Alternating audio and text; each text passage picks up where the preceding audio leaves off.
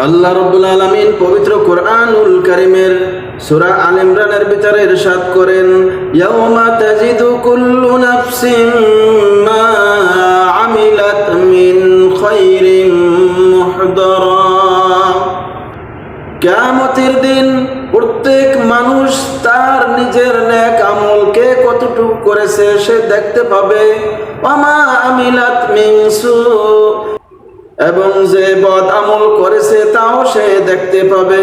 আমার প্রিয় ভাইরা, পর্দার অন্তরালের মা ও বোনেরা, আমল যদি ভালো হয় কবর থেকে তারা আরামে থাকবে, আর যদি আমল খারাপ হয় তার অবস্থা চূড়ান্ত হয়ে যাবে।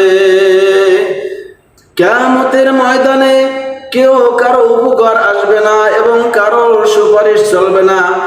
আমার প্রিয় ভাইরা, পর্দার অন্তরালের মা ও বোনেরা, আমি একটু আপনাদের মাঝে উদাহরণ হিসেবে বলতে চাই। গভীর রজনীতে মা ফাতিমা রাদিয়াল্লাহু তাআলা আনহা যখন ইন্তেকাল করেছিলেন, কিছু সংখ্যক সাহাবীদের নিকট খবর দিয়া অল্প সময়ের মধ্যে জানাজা নামাজের ব্যবস্থা করা হয়েছিল। হযরতে আবু যর গিফারি রাদিয়াল্লাহু তাআলা আনহু তিনি কবরের ভিতরে নেমে গেলেন।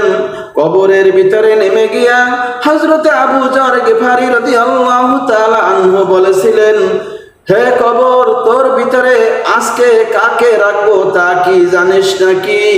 কিন্তু কোনো জবাব আসে না। হযরতে আবু যর রাদিয়াল্লাহু তাআলা আনহু বলেন, কবরে তোর ভিতরে আজকে যাকে রাখবো তিনি হলেন ইমাম হাসান হোসেনের মা। বেহেশতের সর্দার হবেন যারা, সেই দুজনের মা, তাকে রাখবো, খবরদার বেয়াদবি করবি না। কোনো জবাব না পেয়ে হযরতে আবু যর রাদিয়াল্লাহু তাআলা আনহু আবার বলেন, ওগো কবরের মাটি, তোর ভিতরে কাকে রাখবো তা কি জানিস? আসাদুল্লাহিল গালিব, দুনিয়ার সমস্ত কাফেরদের বিরুদ্ধে আল্লাহ রাব্বুল আলামিন যাকে বাঘ বানিয়ে পাঠিয়েছিলেন, সেই হযরতে আলী রাদিয়াল্লাহু তাআলা আনহুর সহধর্মিণী স্ত্রীকে রেখে যাব, খবরদার বেয়াদবি করবি না। কিন্তু কোনো জবাব আসে না। হযরতে আবু যর রাদিয়াল্লাহু তাআলা আনহু আবার বলেন, ওগো কবরের মাটি, তোর ভিতরে যাকে রাখবো তিনি হলেন খাতুনে জান্নাত, বেহেশতের সমস্ত মহিলাদের সর্দারিনী হবেন যে ফাতেমা, তাকে রেখে যাব, খবরদার কোনো বেয়াদবি করবি না। কিন্তু কোনো জবাব আসে না। এবার হযরতে আবু যর গিফারি রাদিয়াল্লাহু তাআলা আনহু বলেন, ও কবরের মাটি, তোর ভিতরে আজ কাকে রাখবো তা কি জানিস? তোর ভিতরে আজকে যাকে রেখে যেতেছি তিনি হলেন আখিরি জামানার পয়গম্বর, বিশ্ব নবী হযরতে মুহাম্মদ রাসূলুল্লাহ সাল্লাল্লাহু আলাইহি ওয়াসাল্লামের কলিজার টুকরা মা ফাতিমাকে কবরে রাখবো, খবরদার বেয়াদবি করবি না।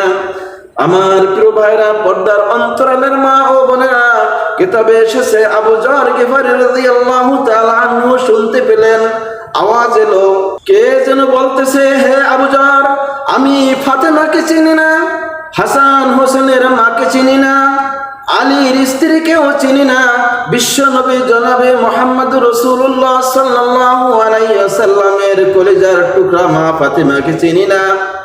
আমল যদি ভালো হয় আমার ভিতরে, আমল ভালো নিয়ে যে আসবে আমার ভিতরে সে শান্তিতে থাকবে, আর যদি আমল খারাপ হয় তার অবস্থা চূড়ান্ত হয়ে যাবে। আমার প্রিয় ভাইরা, পর্দার অন্তরালের মা ও বোনেরা, তাহলে এবার একটু মিলিয়ে নেন সেদিন কি অবস্থা হবে। যার আমল ভালো হবে তার কপাল খুলে যাবে, আর যার আমল খারাপ হবে তার কপাল পুড়ে যাবে। আল্লাহ রাব্বুল আলামিন আমাদের সকলকে নেক আমল করার তৌফিক দান করুন, আমিন। ওয়া আখিরু দাওয়ানা আনিল হামদুলিল্লাহি রাব্বিল আলামিন। আসসালামু আলাইকুম ওয়া রাহমাতুল্লাহি ওয়া বারাকাতুহু।